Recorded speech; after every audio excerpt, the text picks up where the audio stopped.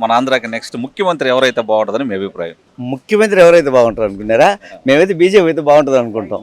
Sir ఎందుకని? కేంద్రంలో బాగా చేశాడు కాబట్టి మోడీ గారి పాలన, మళ్ళీ ఆంధ్రాలో కూడా వస్తే బాగుంటుందని మేము అనుకుంటున్నాం. ఇక్కడ సీటు కూడా బీజేపీకి ఇచ్చారు కదా కూటమిలో ఉన్నప్పుడు. బీజేపీ కంటే ఒక లెటర్ రారు కాబట్టి ఒక సీట్ ఇచ్చారు.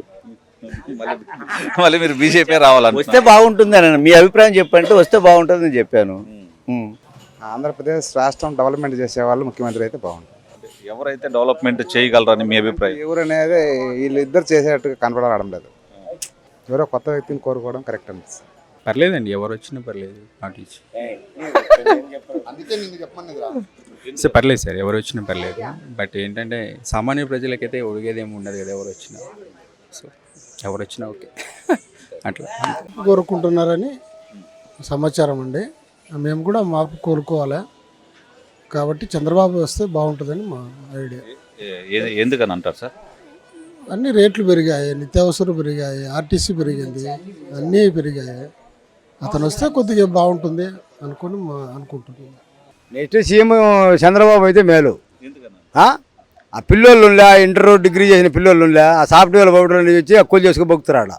అది అభిప్రాయం ఏమి లేదు. ఆ కోవిడ్ ఈ సాఫ్ట్వేర్ లేకుంటే మన ఆంధ్రానే లేదు, మీకు వచ్చినది లేదు. ఈ సాఫ్ట్వేర్ రావాలంటే చంద్రబాబు రావాలా. ఈ జగన్ అంతా బిజినెస్, అర్థమైందా? ఇది బిజినెస్ పథకం కాబట్టి దీనికి సాఫ్ట్వేర్ పుంజుకోలేదు. వాళ్ళ ఆయన కొద్దిగా అట్టుండిచ్చిండు. ఫస్ట్ సాఫ్ట్వేర్ అంటే చంద్రబాబే. ఈడు అసలు తొక్కేసిండు సాఫ్ట్వేర్ను. నీకు అర్థమైంది కాలేదు. ఆ ఇంటర్ చేసుకునే పిల్లలు, డిగ్రీ చేసిన పిల్లలు ఉండేవాళ్ళు అయితే ఒకటి ఉంటే ఇంకొకరు లాక్కొని చిన్నగా ఎట్టో కూడా బొక్కుతారు. అర్థమైందా? సాఫ్ట్వేర్ రావాలంటే చంద్రబాబు రావాలా. పైన మోడీ వచ్చే ముంగా మేలు. ఇవాళ రాజ్యాంగం కూడా మార్చాడు కాబట్టి వాళ్ళకి ఇలాగ లేకుండా ఒకటే మతం పెడతాడు కాబట్టి అది కూడా మేలే. గుళ్ళు కూడా బాగానే కడతాడు. రాముల వారి గుళ్ళు అనేది బాగానే కడతాడు ఆయప్ప. లెక్క వేసేది ఇదేం ఇంపార్టెంట్ కాదు, లెక్క ఉంటుంది పోద్ది. ఇంప్రూవ్ అనేది కావాలి మనకు. అదే ఇంకొక కంపెనీ వచ్చింది కనీసం అంటే ఒక 100 మంది పిల్లలు ఆ కంపెనీలో ఉంటారు, అట్ట బతుకుతారు కదా. ఊరికి నాకోటి అని అందరూ వరకు పరిగెత్తాలా. మేమే కోవిడ్ పోవాలా, నా పిల్లడు కోవిడ్ పోవాలా, 3 లక్షలు ఖర్చు పెట్టాలా. అదే 3 లక్షలు పెట్టి చదివించుకుంటే ఒక సాఫ్ట్వేర్ కంపెనీలోనూ ఒక డిగ్రీ చేసినా కూడా సాఫ్ట్వేర్ బతుకుతాడు కదా వాడు. ఆ పొజిషన్లో పోతేనే మనకు మేలు. దేశంలో గవర్నమెంట్ ఎవరు వస్తే బాగుంటుందని మీ అభిప్రాయం? ఆ మోడీని రమ్మని పోగా ఎవరు వద్దు కానీ కలిసి అది కథ. ఎవరు వద్దు, వీళ్ళు వద్దు, వీడు ఆయన వద్దు, ఈయన వద్దు, ఇద్దరు వద్దు. మోడీ వచ్చే సార్ దేనికైనా మేలే ఆయన వచ్చే. అంటే మోడీ వచ్చారంటే ఇప్పుడు వాస్తవానికి మనం చూసుకున్నట్లుగానైతే పైన ఆయన పిఎం ప్రధానమంత్రిగా ఉన్నారు. ఒక్కొక్క రాష్ట్రానికి ఒక్కొక్క సీఎంగా ఉన్న ఇద్దరు ఆడిపోయిన ఇబ్బంది లేదు. ఎవరన్నా ఒక ఆడపిల్ల వచ్చిన పని అది కథ. వీళ్ళిద్దరు పోయిన ఇబ్బంది లేదు. ఆయన వచ్చే చేయలేడు, ఈయన వచ్చినా చేయలేడు. చేసి ఆయన వచ్చి ఆయన చేస్తాడు. వీళ్ళిద్దరు వచ్చి లాభం లేదంటే ఆయన మటుకు వచ్చి సరిపోద్ది. దేనికైనా పనివాడే. మన మీదకి ఎవరు వచ్చినా పోరాడే చేస్తుంది. పక్కన మోడీ లేకపోతే మన ఎప్పుడో లేచిపోవు.